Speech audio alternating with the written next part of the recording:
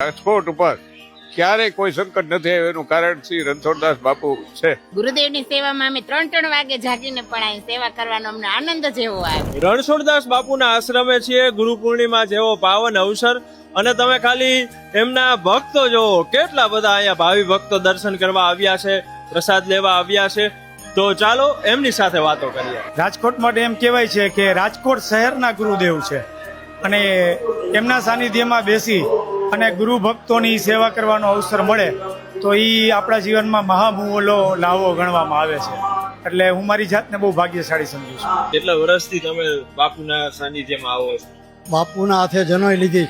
મારો જન્મ થયો, સમજણો થયો ત્યારથી આવું છું. લગભગ 50 વર્ષથી આ છે. ગુરુદેવની એટલી કૃપા છે કે જ્યારે આની રક્ષા બંધાવીએ આખું વર્ષ ખૂબ સારો બિઝનેસ ચાલે, ખૂબ સારો ધંધો ચાલે. અને એક દાખલો એવો હતો કે એક ભાઈ આવી ગયા હતા ને, એ ભાઈ કે મારે મરી જવું છે, હવે મારે જીવીને હું મોઢું બતાવવું કે.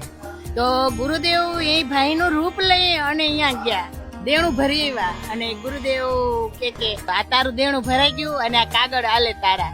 અહીંયા સવારે 10 વાગ્યાથી પ્રસાદનું વિતરણ ચાલુ થઈ ગયું છે. રાતે 10 વાગ્યા સુધી પ્રસાદ વિતરણ ચાલુ રહેવાનું છે, અને એટલા બધા લોકો પ્રસાદનો લાભ લે છે, બાપુના દર્શનનો લાભ લે છે. આપ સૌને ગુરુ પૂર્ણિમાની ખૂબ ખૂબ ખૂબ શુભેચ્છાઓ. જય ગુરુદેવ.